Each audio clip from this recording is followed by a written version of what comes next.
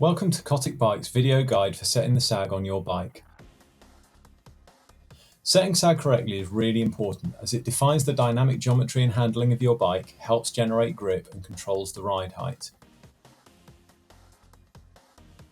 For setting up the sag, you need fairly open area of flat ground, your riding pack if you use one, a ruler, a shock pump and of course your bike.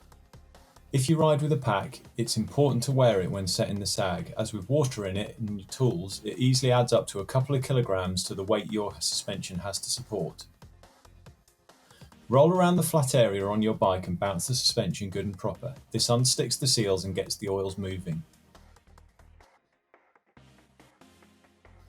Come to a halt, jump off your bike and set the saddle to full pedalling height. Move the O-ring on the shock shaft down against the body seal and the O-ring on the fork leg down against the wiper seal. First we'll set the rear. Pedalling gently around, reach down and push the O-ring back against the seal while rolling along. Gently come to a halt, taking care not to rock or compress the suspension as you do so. Here's how not to do it.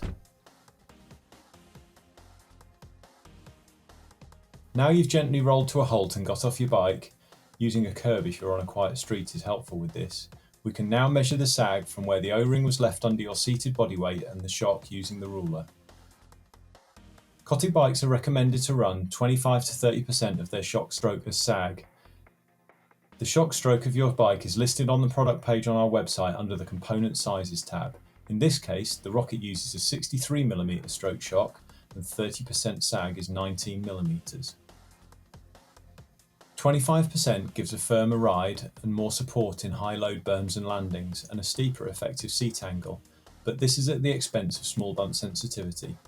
30% sag is softer with more grip and comfort and is generally better for natural trails. If your shock has too much sag, you'll need to pump it up until you get the right amount. There is a bit of iteration required here, and a rough rule of thumb is 10 psi per millimeters of sag. So if you're 5mm too much, you need 50 psi more in the shock and see how that does.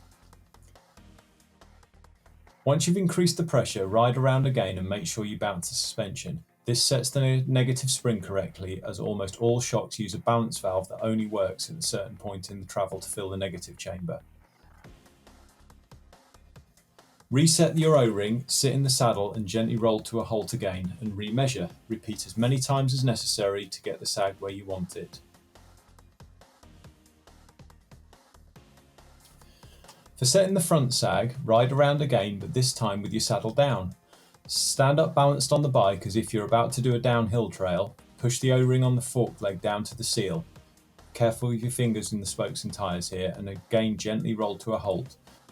This time drag your rear brake gently and move your weight back off the fork and get off that way so that you can get an accurate fork sag measurement. Measure the distance between the seal and the O-ring. This is your front sag. Generally, you want to run a little less front sag than rear, 20 to 25% of fork travel. On the 170mm fork on this Rocket, we are aiming for 22.5% sag, which is 38mm. If you have too little sag, you need to let some air out of the fork. Too much sag and you need to pump it up. Here I have too much sag, so I'm adding some air in. Forks run lower pressures than shocks, so it's better to go in 5 psi increments until you're really close to the right setting.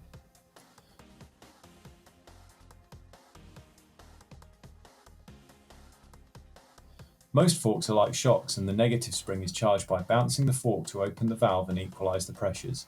In these Cane Creek Helm forks that we spec on a lot of our bikes, the negative spring is manually adjustable.